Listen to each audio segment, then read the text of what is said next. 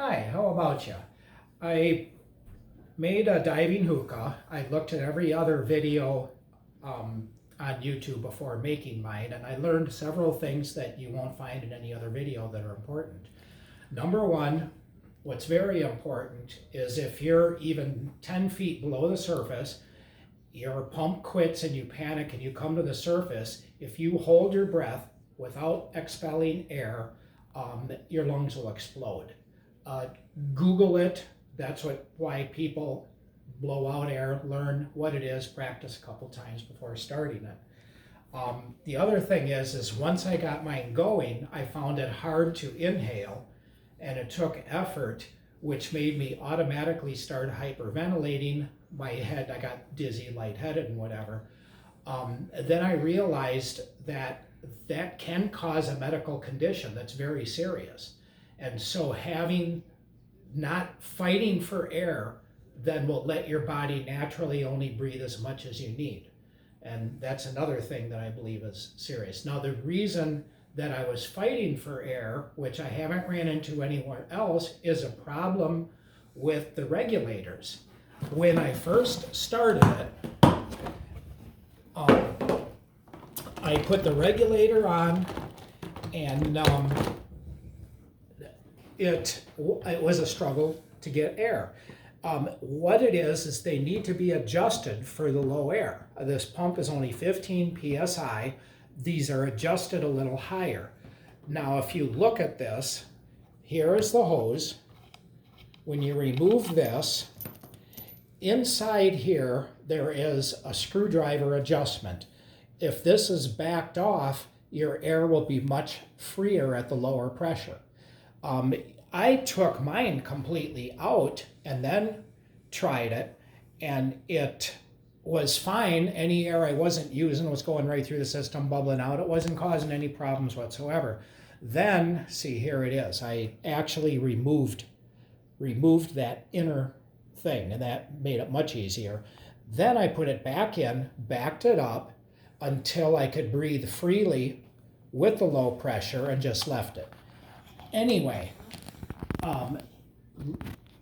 you're going to need to look at this and adjust this. Anyway, there's a few things I did different. Everybody said to use diving hose. This clear hose is at any hardware store, and it's food grade already.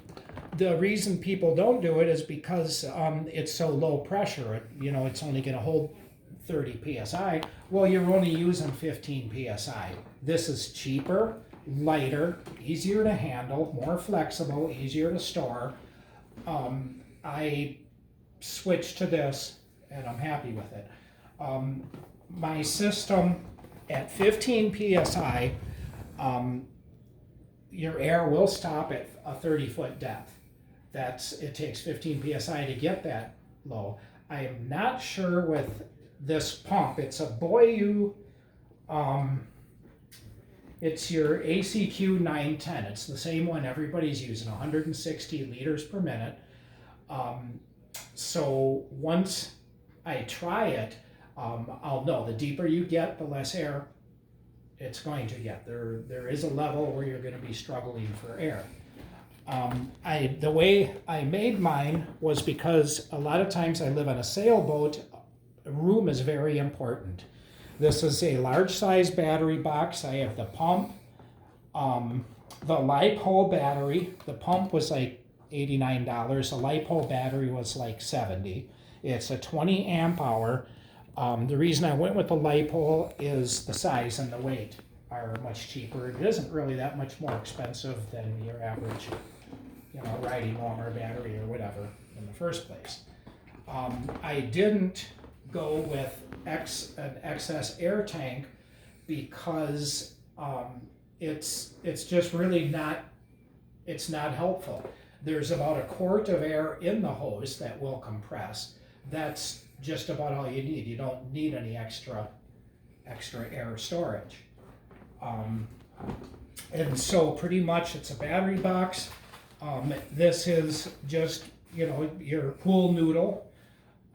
This floats perfectly fine the way it is, and the pool noodle just slides right off.